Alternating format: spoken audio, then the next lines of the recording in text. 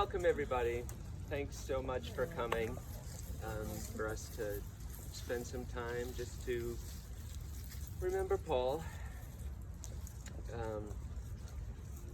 And so I'm Gerald, if anyone doesn't know me, and welcome to all you folks on Zoom.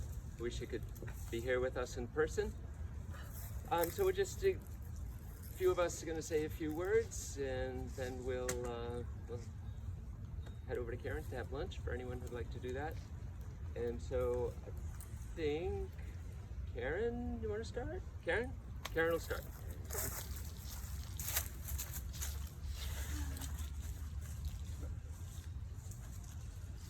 Well, this is just a poem that made me remember Paul. It's called Memories, and it was written by Tamara Olson. My memories are what I have left, and a lesson I will not forget.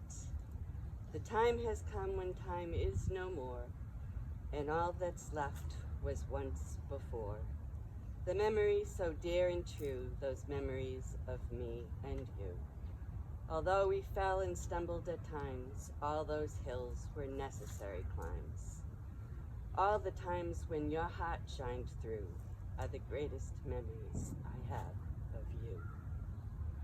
I will always remember you, brother of mine. In my heart, I will keep you, so I will be fine. I will go forward with my head held high. It might be hard, I cannot lie. But in my heart, you will be, moving forward, you with me. Beautiful. Thanks, Karen. Thanks, Karen. Mary, do you want to just come on?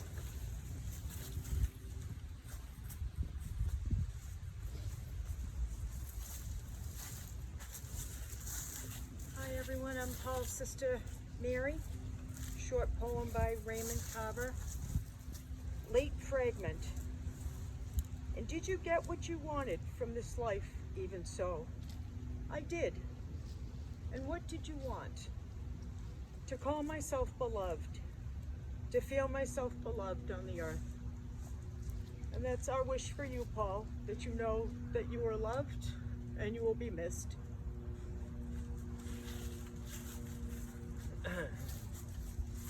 Oh, thanks, Mary.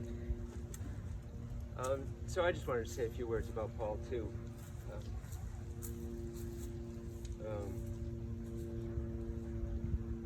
You know, we all have our own experience of Paul. Gather myself here. I just was remembering when we were little, and you know, Paul's like enthusiasm. So there was one particular time when I got oil from my bike all over my pants, and Paul decided this wouldn't do. And to solve the problem, we needed to clean my bike chain with gas. And to clean the bike chain with gas, we had to destroy the garden hose and siphon gas out of Dad's car. And problem solved at that point. And it was just so like so Paul.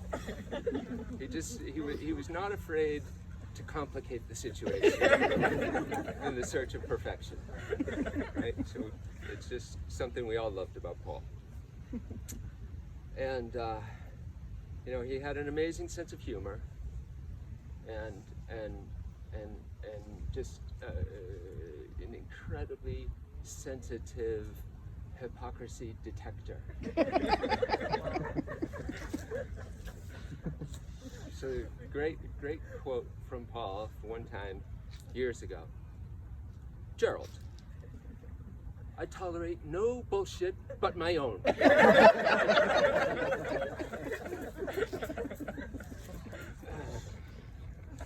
I think that really kind of just gets down to the essence of Paul. And so we all know that Paul had a terrible disease with ALS. But he had another terrible disease too, which was alcoholism.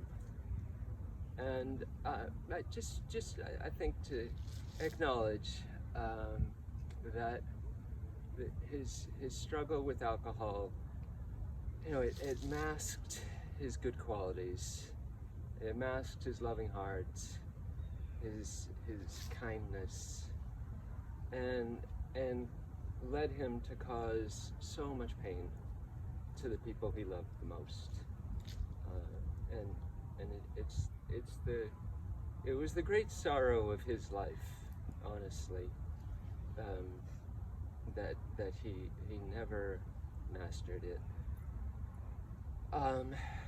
But in contrast, like Karen and I were talking this week, like the alcoholism was worse than the ALS in many ways. When he got sick with the ALS, he responded with grace and patience. He was extraordinarily grateful for the care he received, and he cherished the opportunity to reconnect with Brian and Michael. And in so many ways, it really brought out the best in him. To me, there was a kind of redemption in the way he responded to this illness that I think finally helped Paul get some peace. And I think he wasn't perfect. He was a challenge to care for a lot of the times, as these guys know. But it was to me it was heartwarming to see that he found some peace as he approached death with this terrible situation.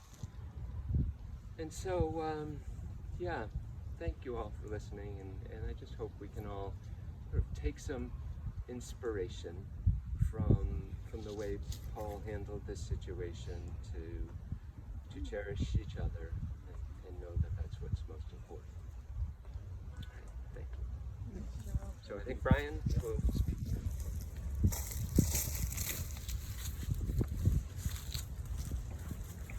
Hey everybody, I'm Brian, Paul's son.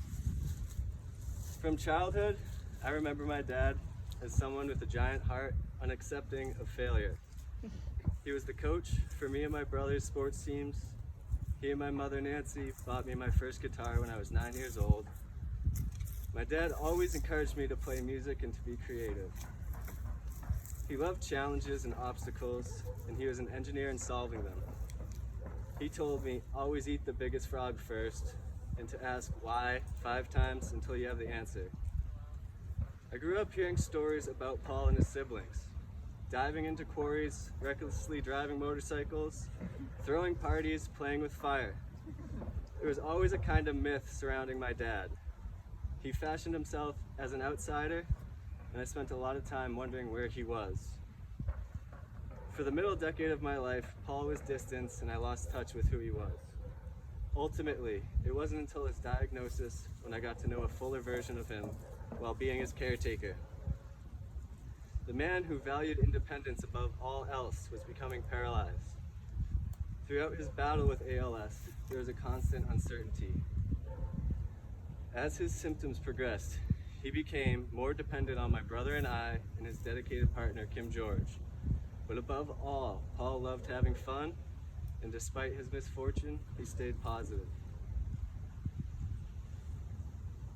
We went to hockey games and concerts with Paul's best friend, Ed Thompson, who has always been generous and supportive to my dad. Parties at his sisters, Ann and Karen's, Paul would look forward to weekly visits from Mike Patty, who always would make us laugh. His dear friends, Tom Carton, Paul Mahoney, Frank Foley, and Paul Villard always kept Paul's spirits up. Over 3 years, it became progressively more difficult for everyone. Paul could hold a grudge up to the very end. I'm not proud of some of the harshest moments between us, and it put my relationship with my brother Mike to the test. But these past years with our dad have formed a strength and loyalty that's lifelong. And I'm hoping the same will be true with the Donovan family, and we can use this day as a beginning for a new chapter. When you try to forgive someone, you may not fully realize the resolution in the moment. It requires patience and understanding. I was eventually able to get there with my dad because we were vulnerable together through the most difficult moments of our lives. We have an inseparable bond. It took all those years of tension to get to a moment of resolution in the final day of his life, while he was in his most vulnerable state. The moment wasn't about reconciling past wrongs, it was about moving forward together. Thank you. Thanks, Brian.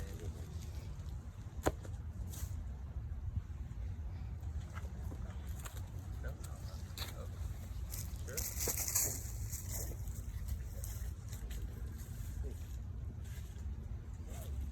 Well, if anyone else wanted to say anything, certainly now would be the time.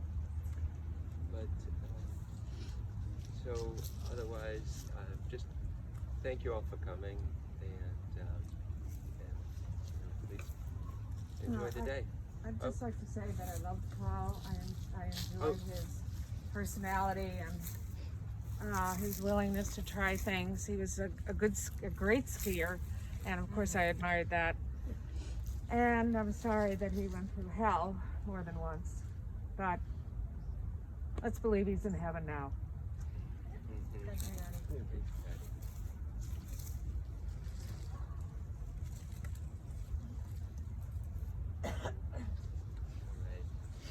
Thanks, everyone. Oh, Well, I was just thinking, I'd like to say a prayer, and I know not everybody may want to, but the only one I know that I'd like to say is just the Our Father, if you don't mind. For those who want to. In the name of the Father, and the Son, and the Holy Spirit, amen. Our Father, who art in heaven, hallowed be thy name. Thy kingdom come, thy will be done on earth as it is in heaven. Give us this day our daily bread. Forgive us our trespasses, as we forgive those who trespass against us.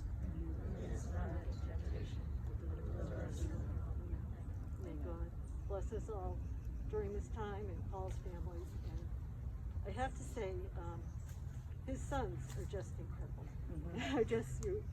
I'm amazed at you. You have such courage and dignity, and he would be really impressed with you. Amen. thanks, Dan.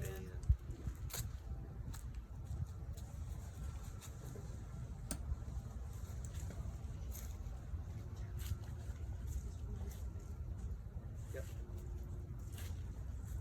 Okay, well, thank you all for coming, and hope you enjoy the rest of the day. Please come to Karen's house if you want. She's got a big yard, so we can spread out. Social distance. All right, thank you all. All right.